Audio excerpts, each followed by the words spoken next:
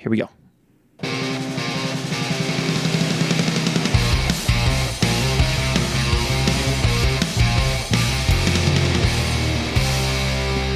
Hello and welcome into the Section 109 podcast from Studio Breezy. I'm here with Matthew, Sir Mix-a-Lot, Bobble Juan, and Omar. Coach Omar, how are you, man? I'm doing well. Thank you for having me. So the first hard-hitting question, how are we supposed to say your last name? Badran. Badran? Do you have any nicknames? I do have a lot of nicknames from former teammates that I can't say on air. That makes them good. They're not family friendly, but they do stick for a long time. So on the field, I'm guessing you weren't called Omar a ton. They probably had a lot of nicknames for you. Off the field, the players call you Coach. Do they call you Omar?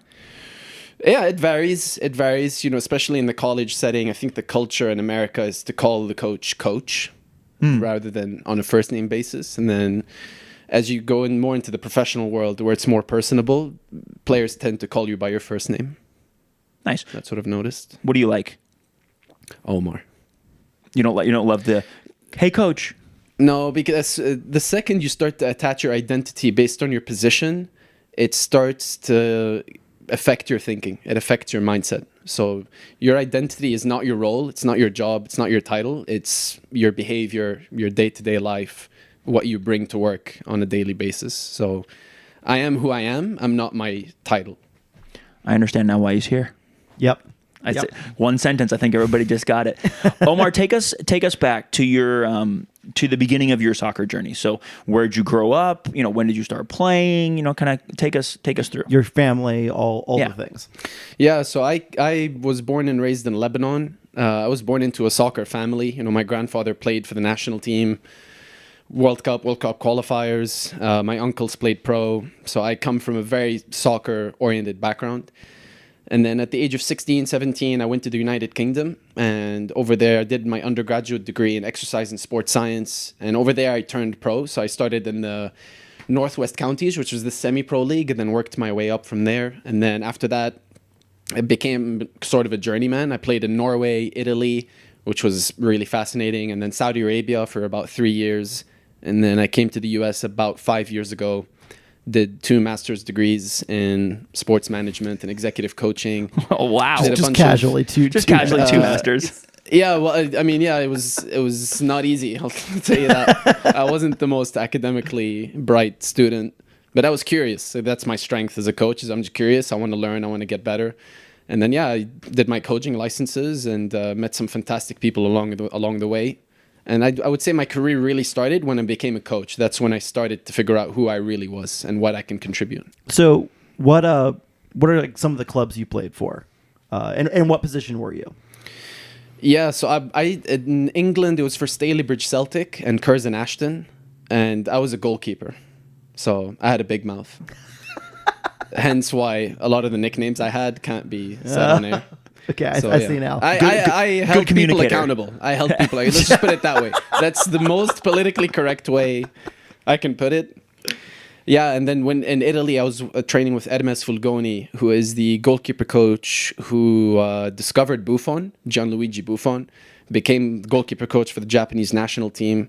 So he is probably one of the best goalkeeper coaches I've ever seen. In Norway, I trained for a while with Lyn Oslo, who were in the Tippeligaen. The year after that, they folded because of financial issues. And in Saudi Arabia, I bounced around between Al Nasser, Al Faisali, so a bunch of teams that you haven't heard of. And then, I came over to the US and decided to pursue my education. Is that Al Nasser, the famous one right now that's signing all the big players? Yes, that's the one. How weird is that for you? It's more funny than weird. Go ahead. Because I know the facilities, I know what he's walking into. So it's just banter, knowing that he's walking into that. And I don't think he realizes how late some of his payments are going to be. So I hope his agent warned him about that. That's so crazy. So did you play any position but goalkeeper? I was always a goalkeeper. I mean, I started playing soccer very late. I mean, I was 15 when I started playing seriously. Really? Yeah, I was very late. I was heavy into tennis, into swimming. I was playing all kinds of sports. And then, soccer just became a passion when I was 15, 16. Okay, how tall are you? I'm 6'1". So 6'1", good, solid goalkeeper size. What number did you wear? 77. Always. Yeah. Yeah, Nice. that was my choice. That is fantastic. This podcast has a strong disagreement between Matthew and I on numbers. I'm a traditional number kind of guy. I like the 1 through 11. If I could have my ideal 11, everybody would wear the 1 through 11. Matthew is a pure chaos merchant, and he would prefer nobody wear any traditional numbers. He loves that Tolly wears 97. Like, he's just... Soccer is about expressing yourself on the field, and that starts with the jersey you put on and what numbers on the back of that jersey. I love it. And so a goalkeeper wearing 77, right up his alley. Also very Buffon. I enjoyed that tremendously. Yeah, that's the main inspiration for it. I love it. So I have 2 follow-up questions. Number 1, if you could have like gone pro in a different sport, what would it have been? Probably tennis. Just because it's hyper demanding from not just the physical, but from an emotional point of view. I mean, it's a sport that you have to start since the age of 8. You know, you have to specialize real early in that sport, go through academies. Yeah, it's very demanding, and I'm attracted to that. I'm attracted to high demands and pressure, and those are the types of environments that I'm drawn to. Did you do those 2 masters at the same time? No, I didn't. One after the other? You overestimate my capabilities. Well, you said high pressure, and I was like, wait a minute. Yeah, I know my limits, though. That's... My other question was just about so you played goalkeeper. Was like the only position you really ever played, and is there a position that you wished you would have picked up in the field? Yeah, goalkeeper was always my position. You know, I never strayed away from that. Of course, every goalkeeper thinks he's a striker, so recreationally, I always put myself as a forward. We played a little 5-a-side when Omar and I kind of met and hung out for the first time, and scored a couple goals. Listen, I'll say one thing. Scored a couple goals. Listen, I'll say one thing. At least we suffered together. We did. We suffered, but at least we suffered together. We did. Oh, suffer. you guys were on the same team for the corporate cup? Well, actually, Omar is a hero. He was not on the team. He was just coming to support and be a good guy. I got dragged into Showed it. up in my Armani shirt, you know, like I'm here to chill. And he was mingle. I'm here to mingle. And then Alton just looks at me and says, "Why aren't you playing?" And I was like, "Well, I guess I'm playing now."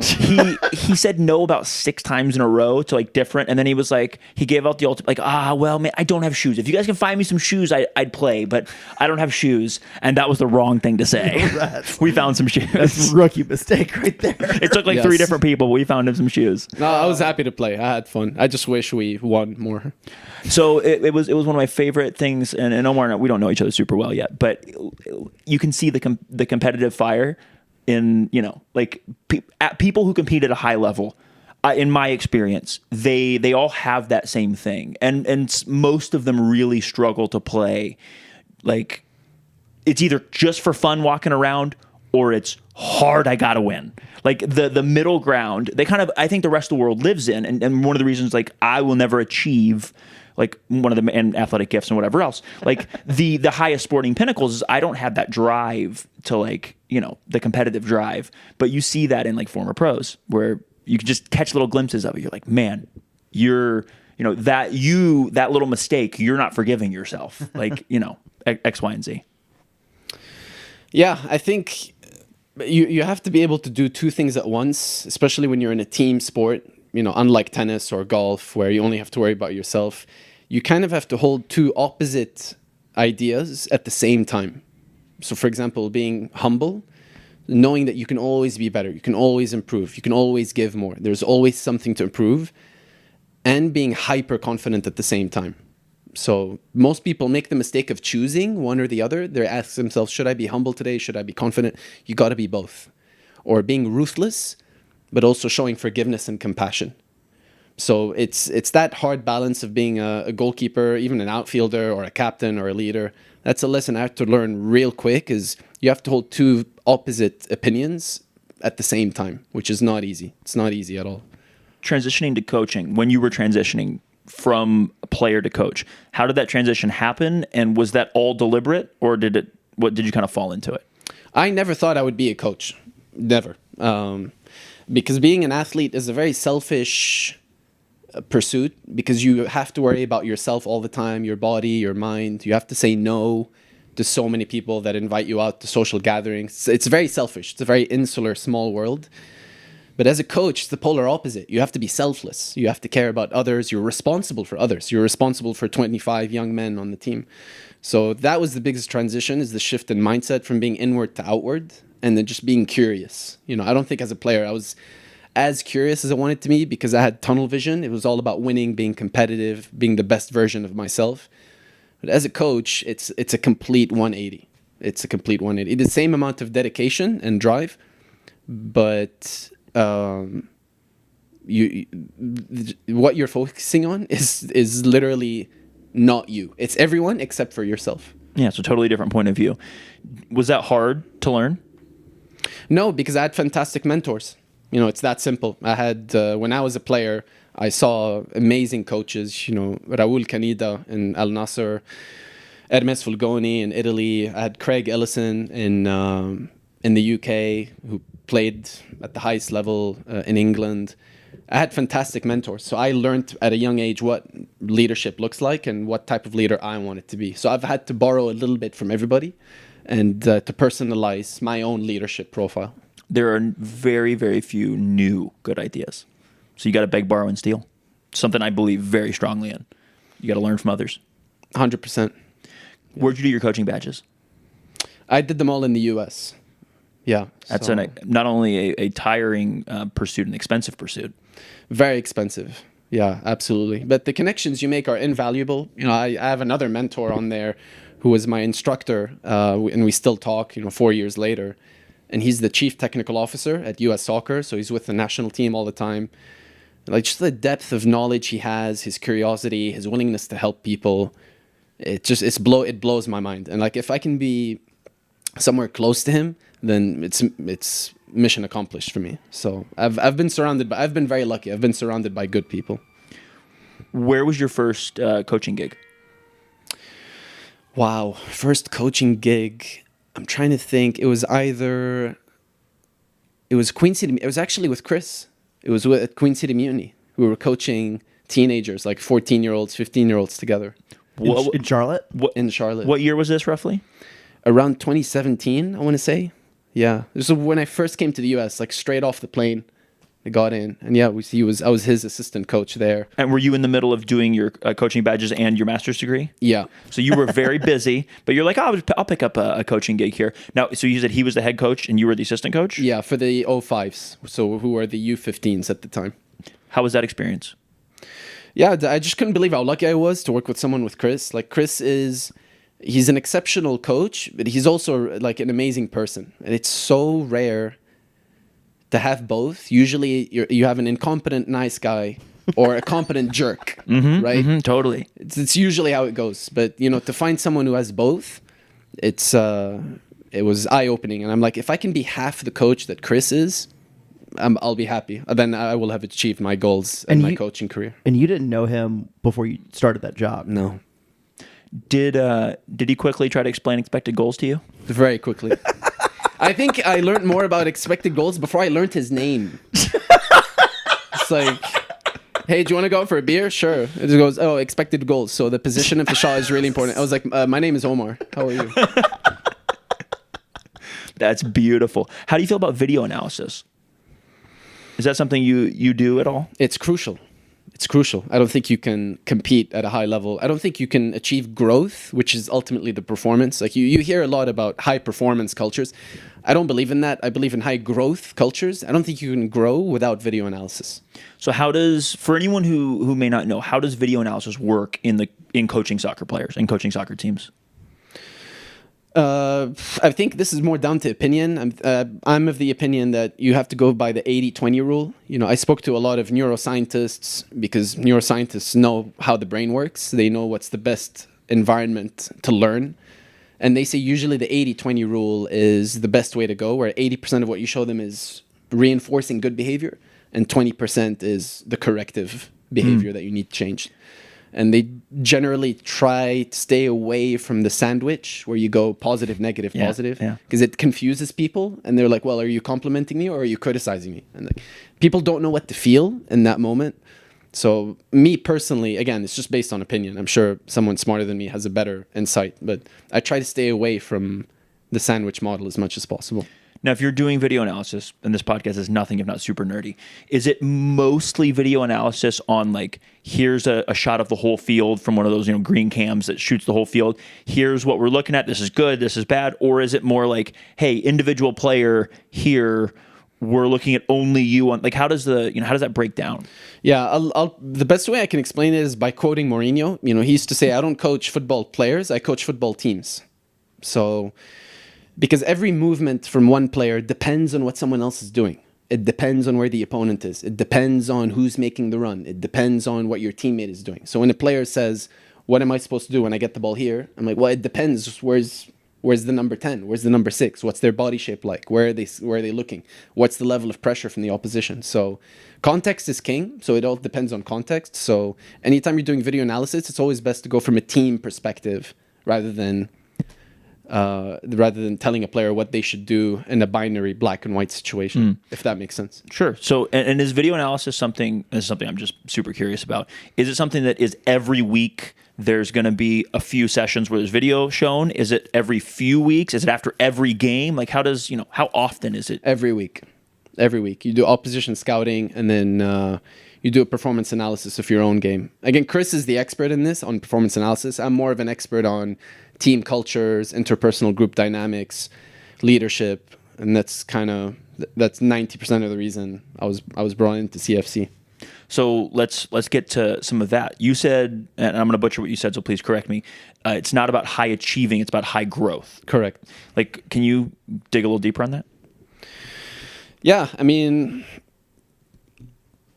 the best way I can explain it, and the simplest way I can put it is, habits dictate where you go, right? Everyone has a ceiling to their talent, but I'm not concerned about the physical talent that someone has or the mindset talent. I'm more concerned about habits on a day-to-day basis. Like, I'll give you an example. Like, my habit is I read 50 pages a day. So it can be any topic. It can be on tactics, performance analysis, psychology, whatever it is, whatever the topic is. 50 pages by itself is nothing. It's not going to make you a better coach. 50 pages across a week is 350 pages. You multiply that by 4, so like in a month, that's 1,400 pages. Multiply that by 12, you get 16,000. You multiply that by 6, so going across 6 years, that's 100,800 pages. So, am I smarter than other coaches? No. Am I more talented? No. Do I have a higher IQ? No. But I have better habits. And the reason I'm successful is because I have a tiny habit that I do every day, and that gets me to 100,000 pages. So it gives me the depth of knowledge that I can actually help players, help coaches, and help organizations. So my biggest priority with players is, what habits do you have that will take you to where you want to go? Something that Coach Rod talked about when we had him on was that he was really, really focused on leadership. I assume, and I could be wrong, bringing you in is a part of that focus on leadership. Does that make sense? Yeah.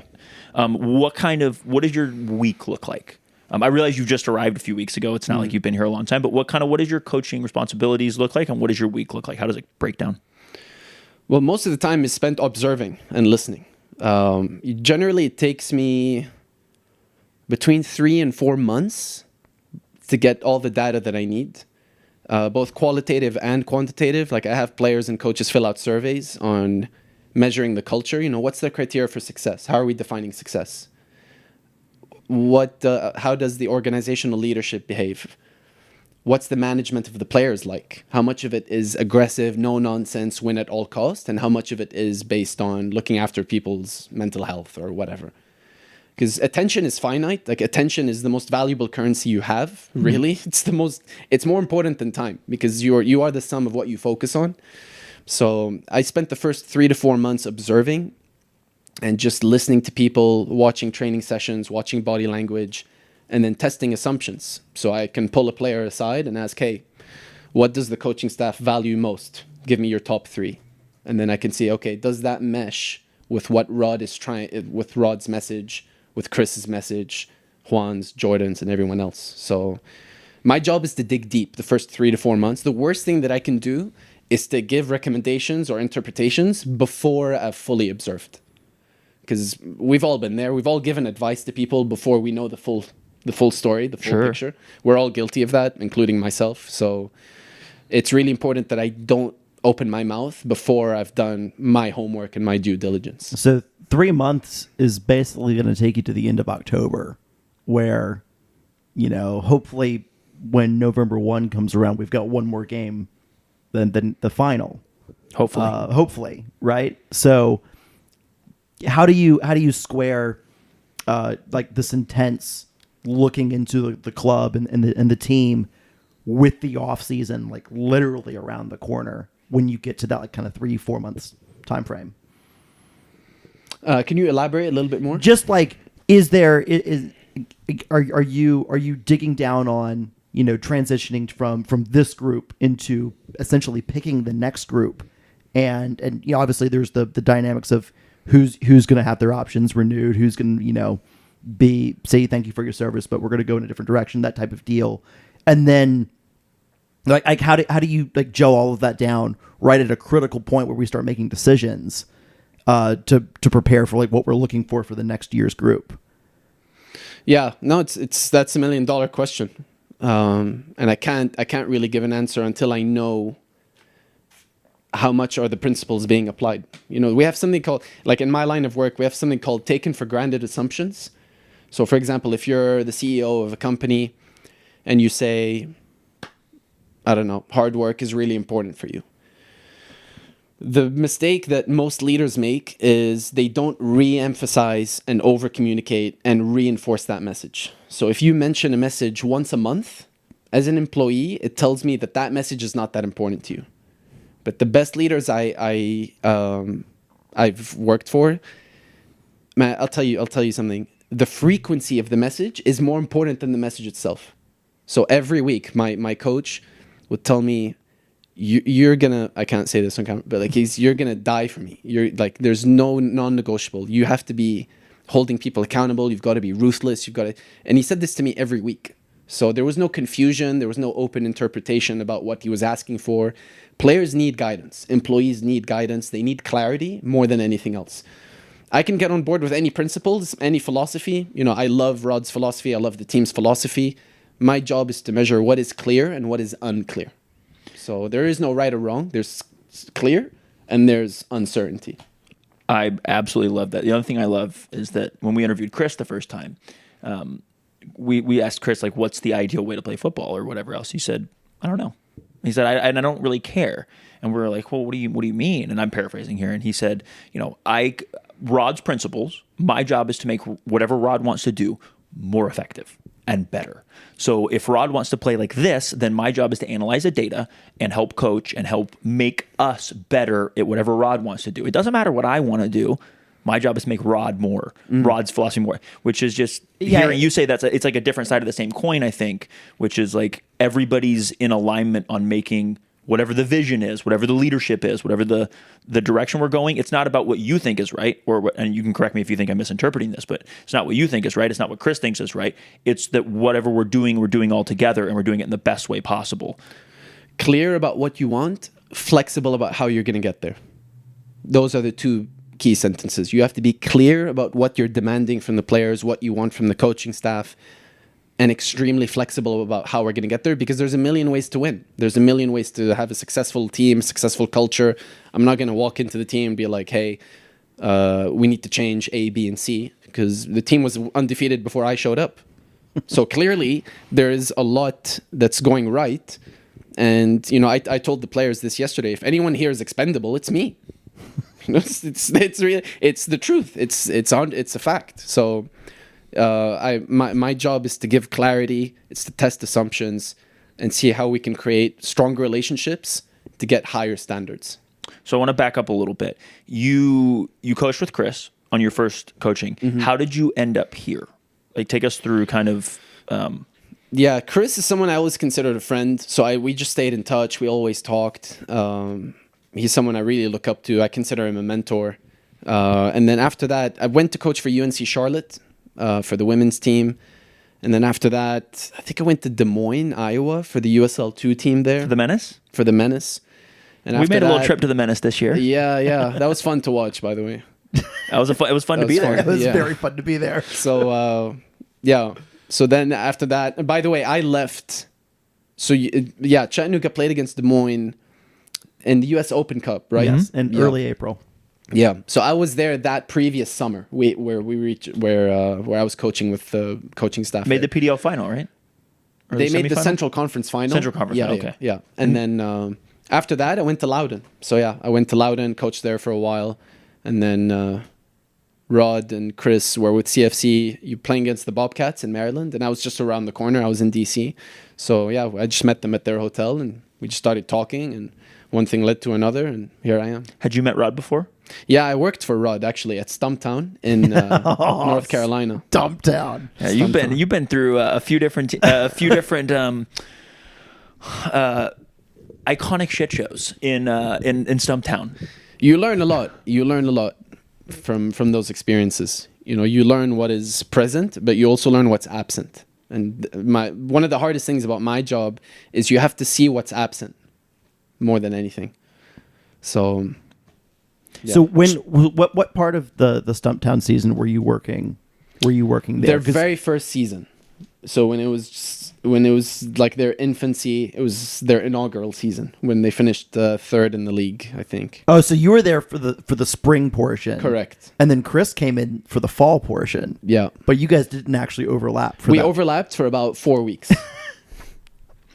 Yeah, this was just destiny that you were going to end up here. Yeah. They just needed I'm some so time. lucky that I get to work with him again. Because, I had left Loudoun and I was speaking with my dad and I was like, I can't pass up another opportunity to work with Chris. It's just it's a non-negotiable for me. So, and then the more I learned from agents and people all over the country, I was asking about CFC. Everyone had amazing things to say about the organization, the community, the city, the team. So it was a no-brainer. I love that. So that's also really nice to hear about agents and coaches. the reputation We'll take it. from people that are sending current coaches, future coaches, players, whatever. Like that's just nice to hear. So I have a question from producer Jay, who's unfortunately missing today due to some family things that came up at the last second. You said you've coached and played in 5 countries. I don't know if that's actually correct, but that's what he wrote here. When it comes to football, what does the U.S. do well that other countries should replicate, and what do we need to do clearly better to replicate other countries? You can take that whichever direction you want, coaching, playing, whatever. Oh, that's a good one. That's a really good one. You mean on the pro side? Yeah, I think he means on the pro side, but if you want to take it to the amateur side, or the refereeing side, or whatever side you want to go. Or all of them. Like, Yeah. Yeah, I guess the one thing, especially doing the coaching licenses, I guess the one thing I would like to see the U.S. do more is when they, I mean, I guess they're doing this now, so props to the U.S. for that. But when I was doing my licenses a couple of years ago, it seemed that they would start off on a path and then they would regret starting that path and then they would change it altogether 2 years later. So just whatever the plan is, just stick to the plan. Right? Because when you change the plan every 2 years, you're having to start from scratch all over again. So being more process oriented rather than anything else and just being on the same page, because it felt like some of the instructors were not on the same page. It seemed like everybody was doing their own thing. But I guess that's improving now based on some of my friends who are now currently doing their A license. So just more continuity. And then I guess one more thing that I would add is when you go in the UEFA licenses, UEFA courses, you can have a 3-hour debate with someone about something tactical, disagree, and then still go out for a beer later. Whereas here, and again, it's just my experience. I'm not saying this is the case. I could be completely off base here, but there is a lot of ego here. So if you disagreed with someone on the license about basic principles or what this player should do in this moment or in this instance, people get hyper defensive and it escalates and there's a lot of raised voices, which I never understood. So especially coming from schools from like ACC or SEC, coaches that we had on my course, I just never understood why things were taken personally when you disagreed. Whereas I know coaches from Scotland, England, from those countries that have done the UEFA courses, they say, yeah, we have violent disagreements about principles or what to do on transitions in certain moments, but none of it's taken personally. We can still have a beer afterwards, still relax and continue chatting. I cannot imagine that Scottish coaches and Spanish coaches really see eye to eye on some things in football. What? No. that feels like about as divergent as it gets. Another question from Jay. He says there's always been a debate around the best way to train goalkeepers or goalies in football and in hockey and soccer and lacrosse. One kind of focused on rigid form and the other on a more fluid and a natural approach.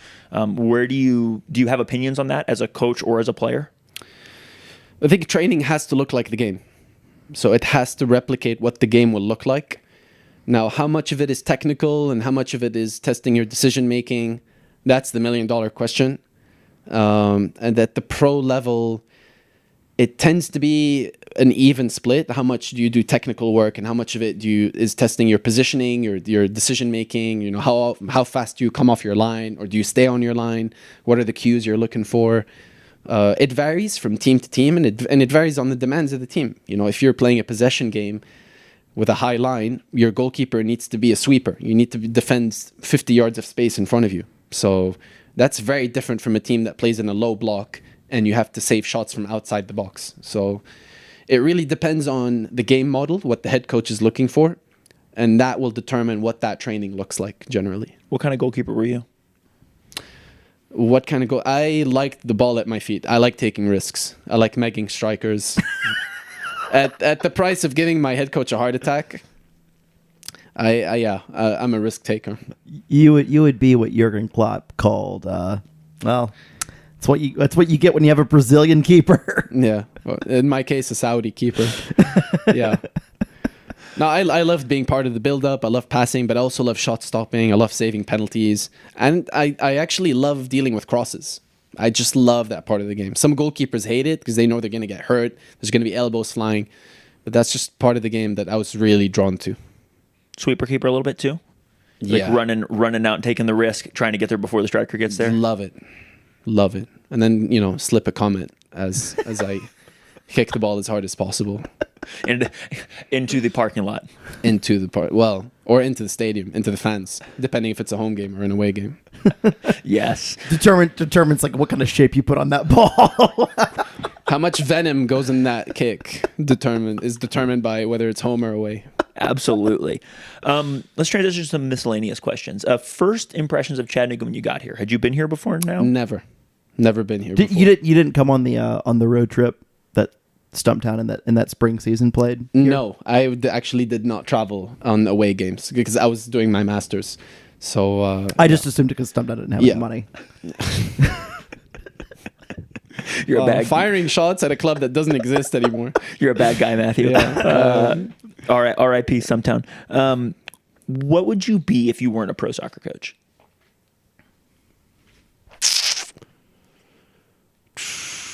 That's a great question. If I wasn't a coach, Would you be like a business coach or leadership coach?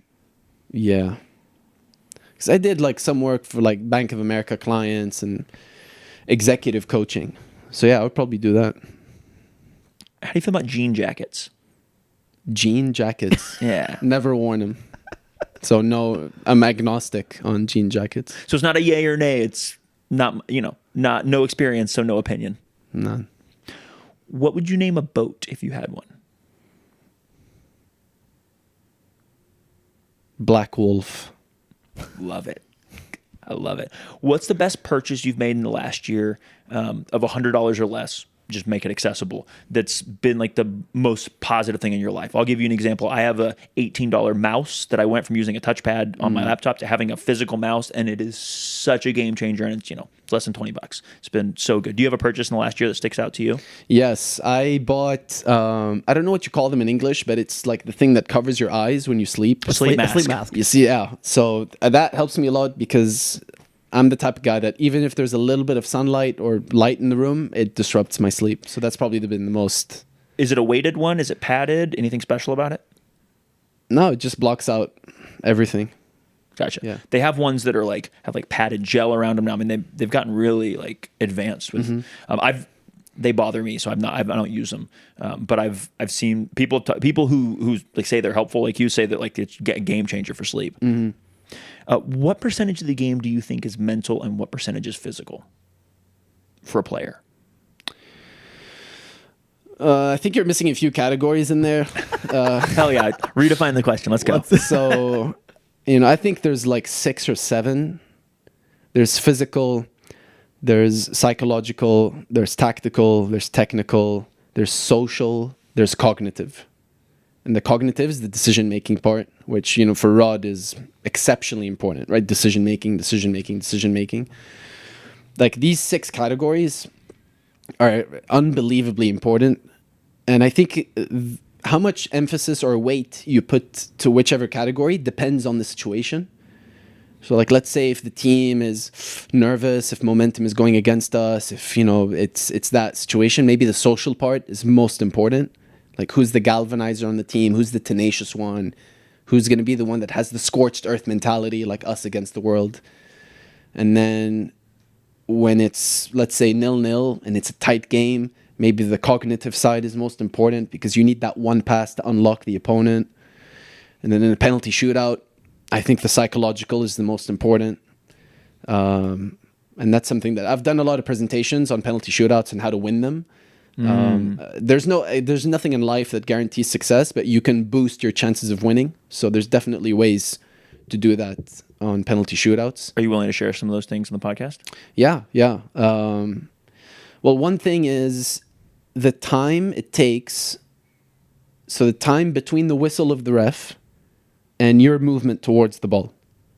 The faster you go to the ball after the referee's whistle, the more likely you are to miss.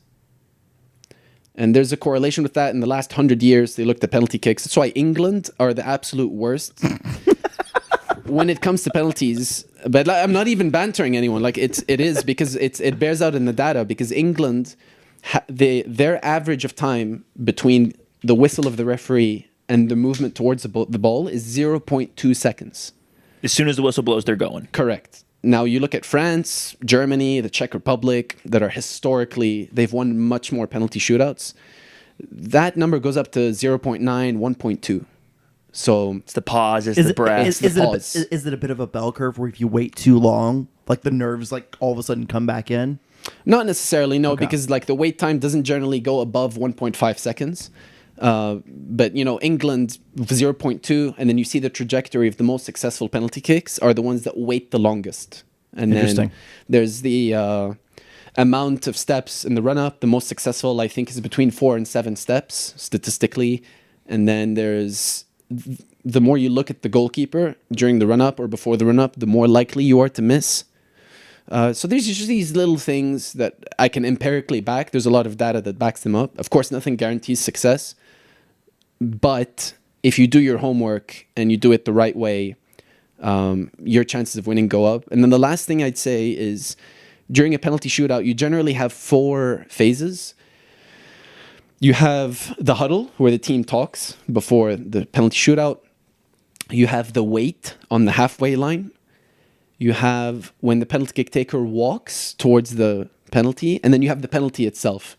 Which of these 4 do you think induces the most anxiety? The walk.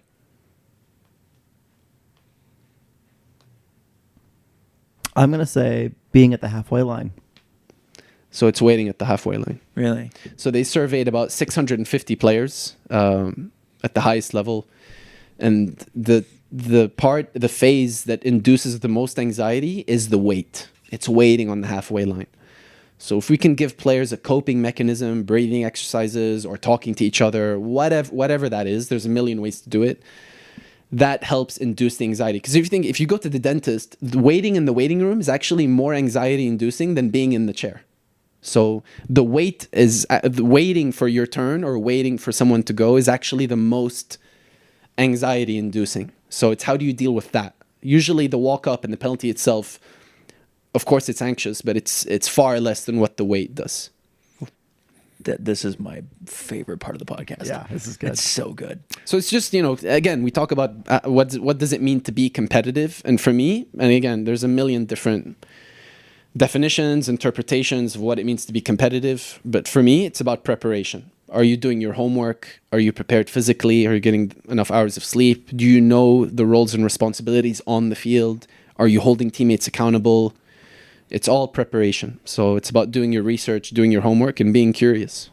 So if I held you to take those 6 categories and just kind of separate them into physical categories, mental categories, where do you think the line is on physical and mental, the percentage of the game? I think the higher up the level you go, the mental side wins. Because, again, like the higher up the level you go, like especially when I played in Saudi Arabia with Leonardo Alves, who played for the Brazil under-23s, like there's quality players at a high level, but it's the players that can handle the pressure the best that actually go really far. And that's why I feel I've been lucky to have a really good career, is because I was good at handling pressure. I wasn't necessarily the most talented. There was a lot of goalkeepers that were in Lebanon, like, were way better than me, better reflexes, better everything. But I was prepared. I was prepared for every training session, prepared for every game. And I had to be honest with myself. I had to ask difficult questions. And I had to be honest with myself and say, do you know what? I can be a lot better. I can be a lot better. Like, what I'm doing is not good enough. I'm letting my teammates down, my coaches down, my family down. So you have to be honest with yourself. And something I think we don't do enough with players is, of course, we talk about the cost it takes to be an elite player. Time, energy, blah, blah, blah, staying up after training. We don't talk about the emotional cost. It takes a real sense of vulnerability and like emotional sacrifice to be honest with yourself and say, I got to do more. I have to do more. So it's just preparing players for that, because I was willing, as a coach, I'm willing to sacrifice my popularity to raise the standard of the team. Mm-hmm. That's an easy choice for me. If it means winning the final, if that means being the least popular coach in Tennessee, that's an easy choice. Easy choice. It's all about winning. So I don't care about, there's something called the popularity vortex, where leaders make decisions in order to be popular, in order to be liked. So that's a trap that I make sure I never fall into. Wow. What's it like so far in your 2 different tenures now, and probably vastly different situations, Stumptown to now? What's it like to coach under Rod? It's the same but different. Yeah, I mean, he's an exceptional coach, an exceptional person, same as Chris. You know, I have nothing but good things to say about him. You know, he gave me a chance when no one would even look at me. You know, so when I was applying for jobs, we met, he took a chance on me, and we really enjoyed working together because we're both competitive. Like, we come from vastly different backgrounds. Like, I come from the Middle East, different religion, different culture, different backgrounds, different upbringing. But the sport brought us together. And I think now he's more vicious, which I like. I like that. I think you need, and I was telling one of the captains today, actually, this morning, we need to make a little bit of room for negativity, because it's against human nature to be positive all the time. It's not doable.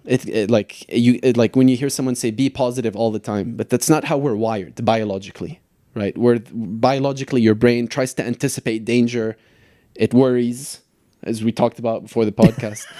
So making a little bit of room for negativity is healthy, as long as it's followed by something positive. Mm-hmm. And that's why, like, my most successful season as a player, training was uncomfortable.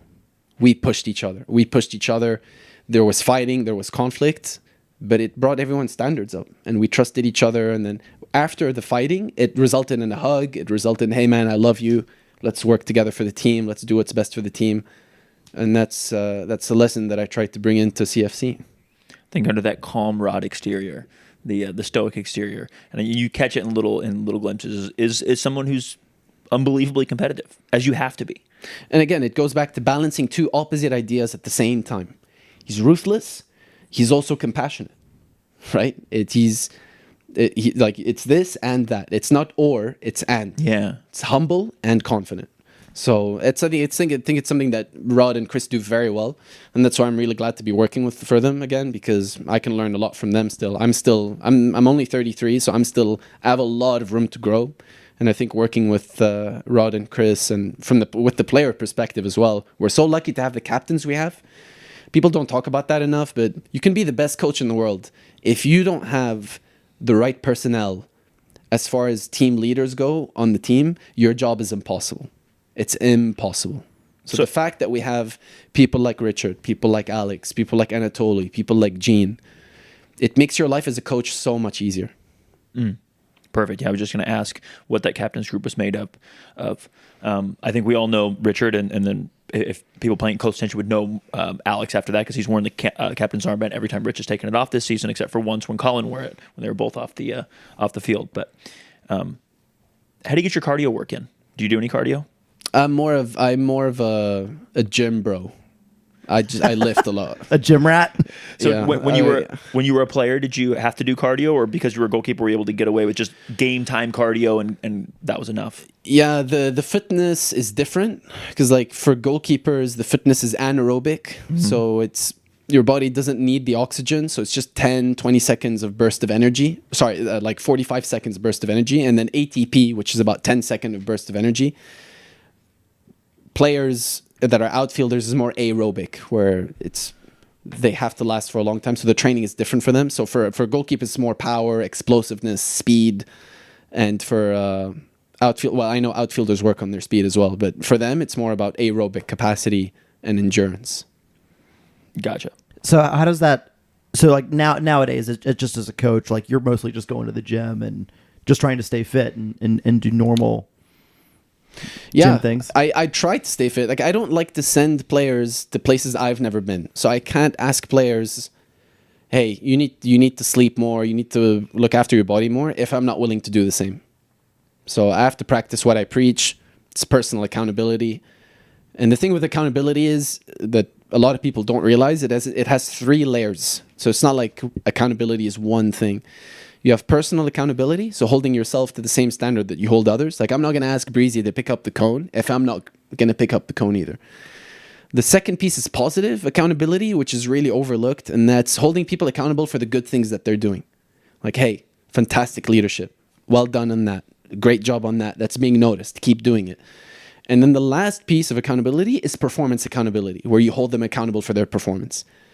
A lot of people skip the personal and the positive, and they go straight into performance. And that's where, even if your coaching point is credible, it doesn't carry weight to the person receiving the feedback, because they feel you're not holding yourself to the same standard, and they feel like you're not noticing all the good stuff that they're doing. Yeah. So it's personal, positive, and then at the last piece, you can be ruthless with people. Like you'd be surprised some of the stuff I've said to teammates or players, but that's because I do the personal and I do the positive, or I try to, and then I can go in hard on their performance. It gives you have the credibility. It gives me the credibility. Let's go back to like kind of a working out question. Do you listen to music or like podcast or something, or do you go like just the sounds of whatever around the gym? No, I listen to music. I tend to be in my own world. What kind of music do you listen to? Just in general, but maybe also with a workout. Rock. I'm a big rock guy. Okay. Like alternative grunge, I think you call it. Yeah, a lot of British bands I like Kasabian, Oasis, Black Keys, which I think is also British. What else? This might surprise people. I'm really into Kay Flay now. I don't know who that is. Her audience is like 99% teenage girls. But I'm like the 1% of adult males that listens to her. She's great. Yeah, she's like right now, that's probably, I listen to her more than anybody. Beautiful. I love this. Soccer superstitions? None. Preparation. That's my superstition. So be prepared. So no, if the socks went well last game, you got to wear the same socks. No. No lucky shoes, no lucky jersey as a coach. I told you, attention is a finite resource. So I have to focus on. You're a better man than I. So much more emotionally mature than the two of us.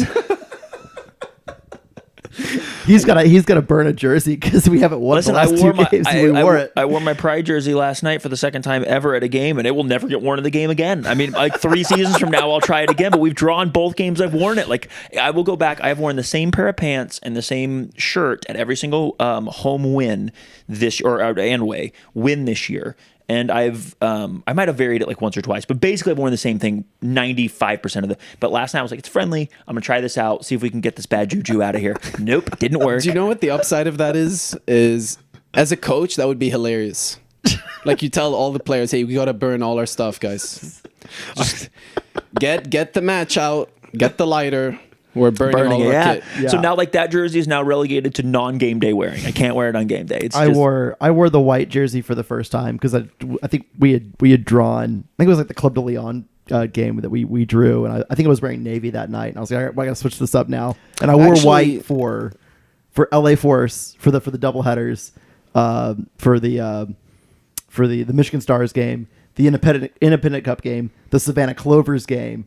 And so I wore white for Flower City Union the other week, and we drew that game. And so I was like, well, I'm switching it up. It's a friendly. Like I'll wear the black jersey. But Maddie wore the white jersey, and I don't think the white jersey can come back in the stadium either because now we've drawn 2 games in a row with this. Did you come up with one? No, I do have one. It's not a superstition. It's something that I do at the end of every game. Is I try to go out to as many players as possible and tell them like I'm proud of them, I care about them, especially if the result doesn't go our way. It's like I don't want to fall into that trap where you only praise people when things are going well, because that's another way to lose credibility. So, especially when players are pissed for not getting the result they wanted, they have to know that you're going to be the same leader no matter what the result is. You're the same person whether you win or lose. And that resilience, you'd be surprised, but players really care about that. Sure. That makes perfect sense.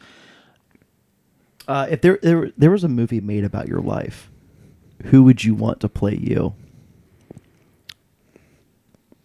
Adam Sandler. Let's go. The dry, stupid jokes. Yeah, that's me. That's my life. Beautiful. Go-to karaoke song. 50 Cent. What's it? It's my birthday. What's it called? In the Club. In the Club. It's my birthday. That also works. Knew exactly what you were talking about. Let's go. I'm getting hyped just thinking about it. What's your do you have a hidden talent that nobody knows about? A what? A hidden talent. Yes. I can do you know what a single leg pistol squat is? I do. So I can do that standing on a kettlebell. No way. Yeah. I think I did Holy like my shit. highest number was 7 in a row. That was the most I can go. Standing on a kettlebell? So when you say standing on a kettlebell, what part? Laying on its side? No. Standing on the small part? Yeah. Like the on, ridge? on the handle? Yeah. Okay, so your foot is my hand right now. And is the ridge facing this way? Or It's yeah, that's it. what the fuck, dude? How? Someone dared me to try it. Like they saw it on Instagram. How do you still have an ankle? Listen, let me tell you something. I can be incredibly immature. So when someone dares me to do something, I'm going to do it. I don't care if I die. So Holy shit. So he dared me to do it, and then at first I had to get my balance right. Sure. I had to like stand on it. But the thing is, like, it wasn't that hard because when I was in Italy, like we would say, you know, the Swiss balls. Yes. Mm-hmm. What do you call Bosu balls? I think so, yeah. Yeah. Yeah, but they're like the half balls. Not the half balls, like the actual ball. Those are Swiss balls. Yeah. We had to stand on it, and then somebody would throw weights at you, and you have to catch it standing on the Swiss ball. So, like that, like in terms of stability and balance for your knees and ankles, like it was just like the hardest one I've done is standing on the Swiss ball, and then somebody you know the bar that people use for the bench press. Yes. So it's like 10 pounds on either side, and then they throw it at me, and I catch it standing on the Swiss ball. But like the bar, they throw the bar. They throw at you. the bar at me. Not like throwing like a round weight. No, or no. anything. The actual bar, and I catch it, and then I do squats or overhead. So like doing the pistol squat was not. It was hard getting balanced first, but because I already do a lot of stability and balance stuff, like on the Swiss ball, that kind of transitioned into the pistol squat. Unbelievable, dude. Unbelievable. That's the Growth. best answer we've ever had to that question, by the way. Yeah. I do think it is the Bosu. I'll show you a video of it off air. That's later. unbelievable. I would love to see That's that. fantastic. What do you like to do in your free time? I'm a big reader. I meditate. I'd like to spend a lot of time alone, actually. I know it sounds depressing. I actually enjoy solitude. I enjoy being alone. Like I love hanging out with friends and stuff, but I'm the type of guy that I really need like 3-4 hours of the day to be by myself, to like reorganize my thoughts, think about the next training session, the next day. What do I need to do? Did I miss something? And then I spend a lot of time. Like I have a gratitude journal that I write in every night. I have a regular journal for work, for training that I bring with me. So I just try to enjoy being by myself. Probably more than the average person. Okay. What does your meditative practice look like? It's between 10 and 15 minutes, and I'm just laying on the bed with my eyes closed, no music. And the breathing exercise is 4 seconds inhale, holding my breath for 7 seconds, and then exhaling slowly for 8 seconds. And you just focusing on the breath, just pure breath work? Yeah. I don't know how true this is, but an expert once told me that doing 15 minutes of that has the same effect on your body as 4 hours of REM sleep. Wow. So I trust her. Like she's done a lot of talks and stuff like that. So I definitely feel it. Somebody that I enjoyed listening to, this might have been Tim Ferriss, but anyway, I think it was Tim Ferriss, said that meditation is like a warm bath for your mind. Mm.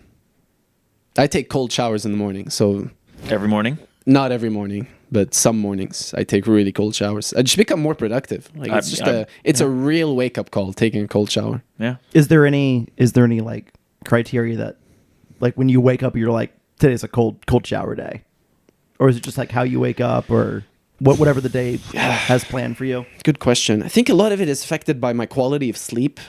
So if I sleep well, I'll probably take a really really cold shower. If you sleep well. Yeah. If I don't sleep well, I'll just be like, yeah, no, I'm not doing this. It's like, yeah, no, go take a hike. Yeah. I'll just take a hot shower. So it can be a willpower thing. Yeah. And also, like, you only have a certain amount of willpower in a day. And while a cold shower is good, like, maybe it saps your willpower a little too much if you're not feeling great. Well, that's another thing that I feel people, like, they get wrong, especially in the States. Like, there's a difference between motivation and discipline. Motivation is overrated. I don't really care about motivation because it's not something you control. Like, even in the span of a day, your motivation is going to go up and down, right? Like, for most of the day, you're actually demotivated, but discipline is 100% in your control. Discipline is something you can control. So I always try to say that to players, like motivation, like rah, intensity, cool. But endurance is more important. Discipline is more important. What in Chattanooga have you not done yet? You haven't been here all that long yet. Hiking. I'm just dying to go hiking someday. Yeah, I'm hoping Chris takes me someday. Carefully, might take you on a trail run. Yeah, no, I'm not falling for that. He keeps inviting me to his run club. I was like, dude, do I look like I want to be like... He's just gonna make me look bad because he's so fit. Obviously, like the guy runs marathons, and it's like 100 degrees outside. Pass right now. No. Having done that at one point in my life, as a fairly competitive runner, absolutely not. I'm very good at lounging and sitting, so doing nothing. If you like a cold dunk in the water, a cold plunge. If you hike in board shorts, Juan or someone else can take you. He's a great one. There's a lot of blue holes, like little swimming holes that you can go on a hike, and then they have these little swimming holes you can jump in, you can wade in, you can sometimes there's rope swings, sometimes there's just hangout spots, but it's very cool and it's very refreshing, very cold, and that's one of the reasons actually you see so many people. I don't know if you've seen them yet. Chacos, the sandals that are they're hard bottoms and they have like synthetic straps because you can hike in them. They're comfortable. They have a very solid sole. They have an arch support, but also you can get in the water with them and not worry about like cutting your feet or whatever. So people will hike in Chacos and board shorts, jump in the water, swim around, get back out. Quite regularly, I will see the guys on like off days, off weekends, like go into the blue hole. Like you can ask pretty much anyone on the team, and they'll be like, "Oh yeah, it's this place." Like, yeah, there's a bunch of blue holes, but you should definitely check some of those out. Favorite TV or Netflix show? Wow, do you have one right now? Oh, there's a few. Yeah, there's a few. Billions. I'm a huge fan of Billions. It's on Prime. Have you either of you seen it? I've heard of it. I've never seen it. I have not. So there's that. Are you saying like shows that I'm watching now or shows that I've watched in the past? Let's do shows you're watching now. Okay. Yeah. I mean, like, I want both questions to be clear. Sure. Okay. Yeah. Billions, definitely one. What am I watching now? Ozark. I know I'm late into the game. No spoilers here, but it's great. I just started It's a great season 2, so I'm binging that. I just finished a couple of weeks ago Mindhunter, which is fascinating, on Netflix. And yeah, that's it for what I'm currently watching. If you were giving someone an all-time recommendation, like if you haven't seen X, you have to see it. What would it be? Show? Yeah. True Detective season 1.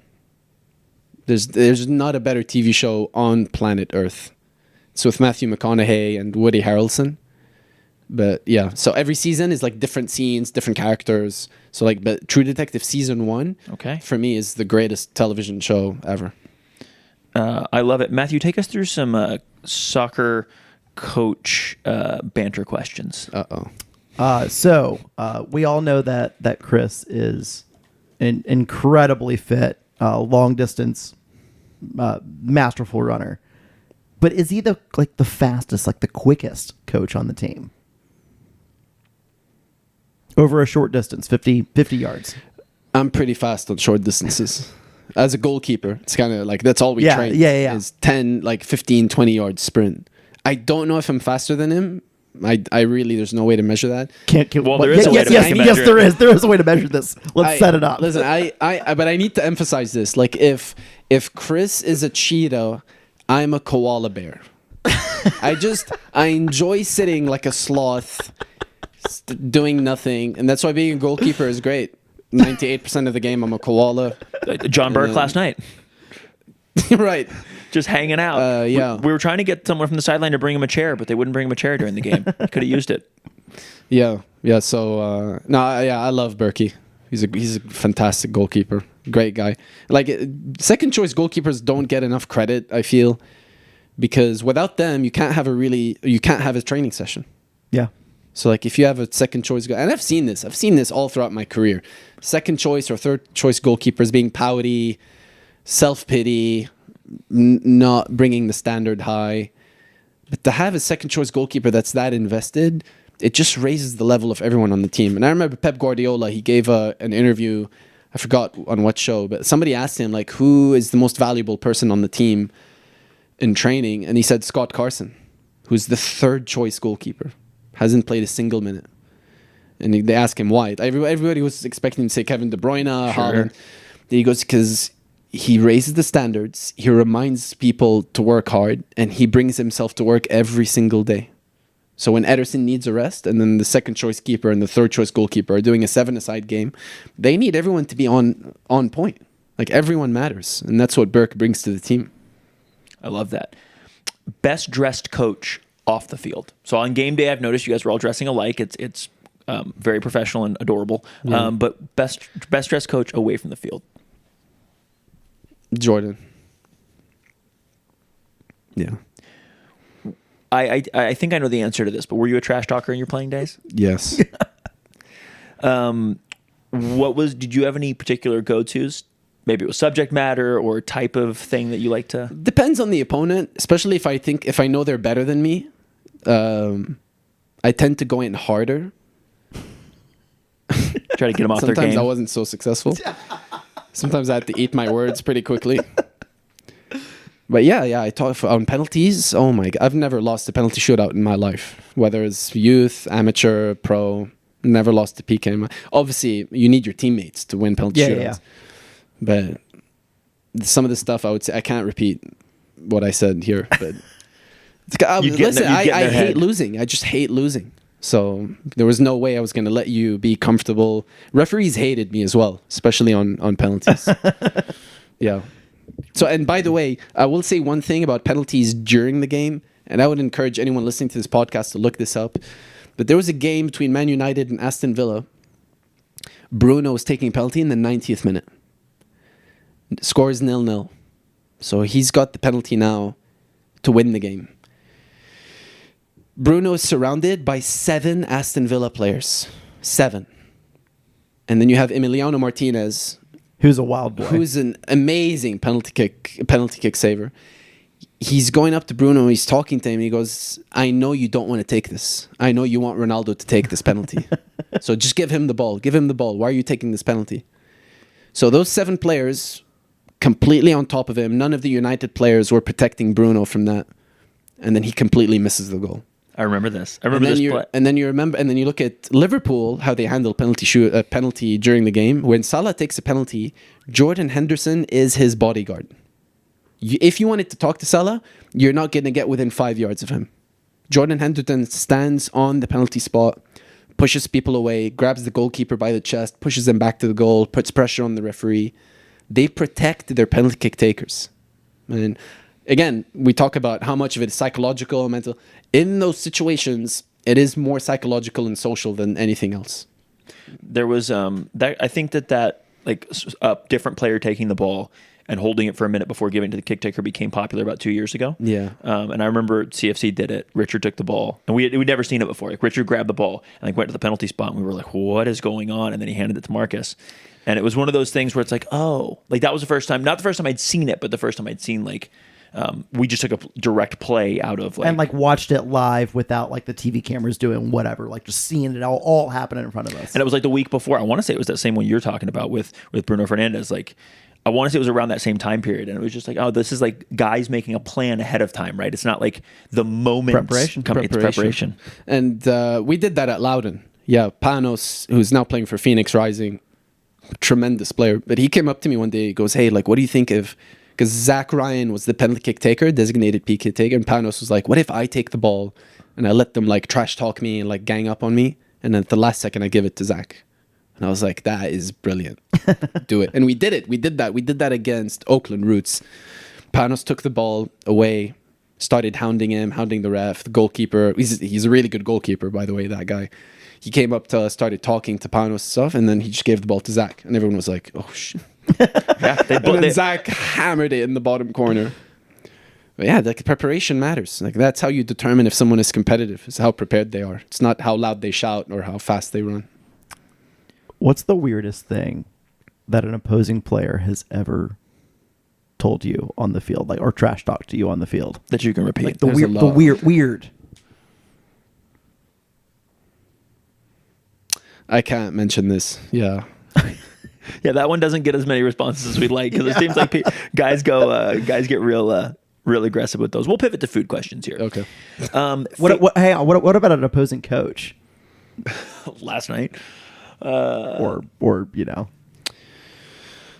do coaches talk a lot of there trash on the has- sidelines? What's that? Do coaches talk a lot of trash on the sidelines? Like, do you guys hear other coaches like talking a lot during the game? Trash talking. Are you talking about when I was a player? Or no, I mean like so in your coaching life so far, what's like the weirdest thing that, because sometimes coaches draw back a little bit with one another. What's the weirdest thing a coach has said? Or like, you know, because like sometimes there's like actual like the banter and the moment or whatever, and then like a coach just says something that's completely all like what? Yeah, that's never happened, like with me as a coach. And generally, the rare instances where it did happen, you just have to ignore it and just talk to the fourth official. Because I think it's an automatic yellow card if you engage with the coaches on the opposite sideline. So try not to engage with players or coaches from the other team. It's more about the relationship with the referee. But again, even that, like, I need to do a better job of that. Like, I need to stop worrying about things that I can't control, and that's referees. How do you feel? What do you feel like is a good strategy for engaging with the fourth? Like, how do you manage a fourth during the game? Depends on the fourth. You know, it depends. It depends who they are, how old they are, their level of experience. And that's hard to gauge. Like, we had a fourth when I was at Loudon. We had a fourth who... He was actually really good because no matter how angry we got, and we were justified in how angry we were, because the referee was making a lot of bad decisions, but like he would come over to us, he goes, "Guys, I know, I saw it, I promise I'll talk that half." Like, he did a really good job of accepting how we felt. Like, he was emotionally intelligent. Yeah. And then he just kept that line of communication open, and he didn't take anything personally. Again, it goes back to, in the US, I feel the referees, they're so quick to giving yellow cards. I've gotten a yellow card at every level of the game. NCAA, USL Championship, USL 2, youth, high school, like at every level that I've coached, I've received a yellow card. It's just, and I don't feel like I'm the type of guy that likes to put pressure on referees, but in Europe, it's very rarely that referees will go to the coaches and give them yellow cards. So, sorry, did I answer your question? You said I haven't heard anything about coaches speaking to us apart from last night, but that's the level. And how do I manage the fourth? As a player, we always try to put pressure on referees. Always. So, like, we would, like, gang up on the referee, especially if it was a hard tackle. And look, like, I don't have measurable data to prove this, but they get influenced. Sure. I think they get influenced. Absolutely. Like, I remember when Rooney and Ronaldo, when, like, that England-Portugal thing where Ronaldo got sent off. Sorry, Rooney got sent off. And the referee blew the whistle. He pointed a free kick, but he wasn't reaching for a card. And then Ronaldo and all the Portuguese players piled on him, and all of a sudden he went to his back pocket and gave the red card to Rooney. So they're humans. They're human. They definitely get influenced. But again, like it's a fine line between focusing on things you can't control, but then the other truth, which is the opposite side, you can influence them. Yeah. And again, I'm trying to be more like Rod and Chris now, where hey, I'm focused on our game. It's what we can control, because that's the right way to do it, in my opinion. Food questions. Favorite pregame meal? Now that you're a coach, do you have a particular one? Probably a protein bar, because I like to be on an empty stomach. Oh, you're one of those. That's such a player thing to say too. I don't know how. Did you do that as a player as well? No, I had to eat well before a game. Okay, so you had opposite. There's players we have on this podcast, and they'll go like, oh no, I'll have a little bit of fruit, or I'll have a protein bar. I need to be like feel like light and hungry, and like I have to eat. If I'm any athletic pursuit of any kind, like I can't eat 30 minutes for a game. I got to eat about an hour and a half for it, but I got to be full or like close to it, because I'll run out of gas 10 minutes in. But a protein bar. So you like a little bit of, you like to be light and on your feet. I like to be hungry. Hungry. See, I get angry. That's the point. I get hangry. Me too. Yeah. Favorite post-game meal as a coach? It depends on the result. Okay, so I'll like generally, I'm not even kidding when I say this, but like there's games where we lose as coaches, and I don't eat after the game. I know it's not good, but I just like, this is what people don't understand about coaching is the joy of winning lasts about 20 minutes. The pain of losing stays with you until the next game. It stays with you for 6-7 days. So it's that balance between, okay, you won the game, but then as a coach, you can't really enjoy the moment because you're thinking, okay, about recovery. Okay, what about this player? This player got hurt. This player's low on confidence. You're like, there's a million things to worry about. So, yeah, if we lose, I don't eat. If we win, I'll have like a pizza with my coworkers. Nice. Seltzer versus beer. Any preferences? What's a... Wait, sorry. A White Claw or a Truly? Seltzer? Have you had a White Claw or a Truly yet? No. All right. Well, then it's beer. It's on my bucket list. Yeah, we'll have to get you so it's basically just, it's seltzer water and alcohol 5%. It's basically like a, vodka tonic would be, but it's like a beer. Yeah. Become very popular in the last couple of years. So after you've been at Chattanooga Brewing Company now, after a few wins, do you have a favorite celebratory beer? No, I generally don't drink. Like, I'm not a big alcohol person. I just stick with water. Well, discipline, man. The discipline of this guy. The discipline of this guy. At the hotel buffet, which coach or player, you can snitch on the coaches or the players, gets the wildest breakfast? I don't know yet. I don't know yet because I haven't been in those situations yet. So we're going to find out in California. I want to ask you that question after California. Yeah. Fries. Obviously, you spent a lot of time in England. I don't know how you feel about, chips and fries and whatever else, but regardless of what you call them, there's curly fries, there's waffle fries, there's big thick cut fries, there's potato wedges, there's all different kinds. What's your preference, if you have a preference? Anything that would get under the skin of the British. I just feel like they're so butthurt from American independence. Yeah. Like when I was living in the UK, like I don't have an American accent, but my accent is closer to American than it is to British. And it's like people give me looks and stares, and it's like, it was like 200 years ago. Like, will you chill out? You've been overtaken. It's okay. It happens to the best of us. There's no need to be bitter. I love it so much. Do you dip your fries in anything? The Brits dip their fries in mayo. In mayonnaise. Yeah. Definitely not mayonnaise. Ketchup. Ketchup. That's good. Do you drink coffee? Yes. You don't like tea? No. How much coffee do you have to have in the morning? Just a regular medium-sized coffee. How do you drink it? How do you take it? Milk, sugar? A little bit of creamer and like a teaspoon of stevia.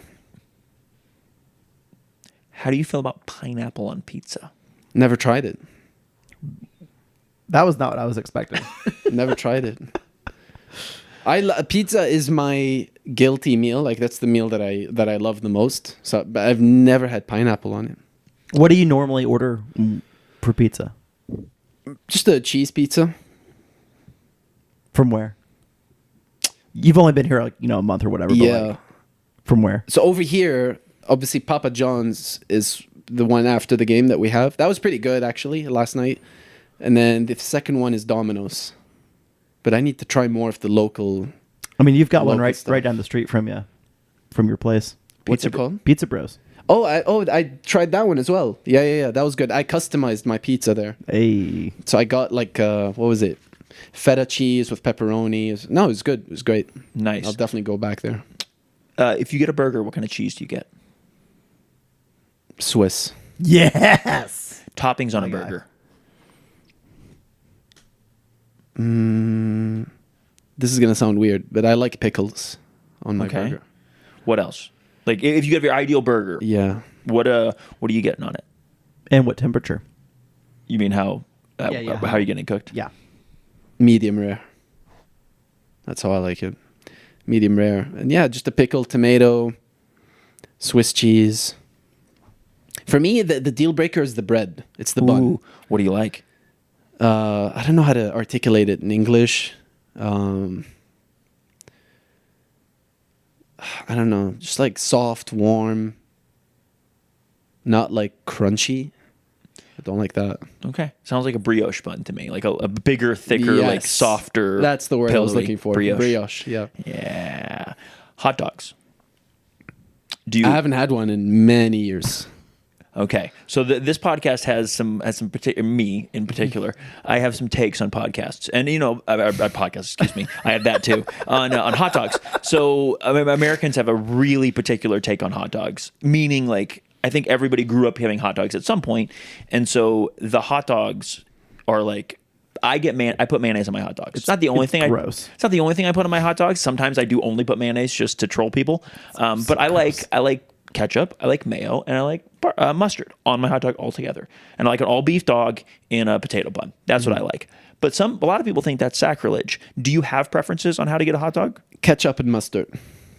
No mayonnaise. No mayo. All right. Mayo is just gross in general. Yeah. If you're getting a steak, medium rare. What do you want for sides with a steak? Are you a broccoli guy? Sweet potato fries. No, I'm done with the vegetable phase. You're not a player anymore. Get rid of that. See, this is good. Like you're gonna like really snap. You've snapped out of like needing to be healthy for a while, and then a few years down the road, you're gonna be like, well, I should probably have a vegetable like once a week or something. His discipline right now is being focused on things that make him a better coach, and eating broccoli is not high on that list. No. Priorities. Fast food. Pizza is my go-to one. Do you have if you're gonna? I think most people have a go-to fast food. It may not be the same thing every time, but if they're feeling either really, really good, so they want to celebrate, maybe it's. I think Coach Randy of the women's team said he liked I think it was a double bacon. It was a burger from Dairy Queen, which was like a really out of left field, and a Shake or smoothie or something. I like Taco Bell as an example, as a I want something that's really like either I'm feeling great or I'm feeling terrible, so I'm just gonna eat something terrible. Do you have a go-to on either side of the spectrum? Like you're feeling great or you're feeling terrible, and you're just gonna have some fast food that you definitely know is bad? Terrible, yes. Almond brittle butter ice cream. Ooh. Is it Jenny's? Is that what it? Yeah, it's Jenny's. Yeah, And how much are you eating? half a pint. Let's go. Spoon straight out of the container. No shame, mate. No shame. Absolutely.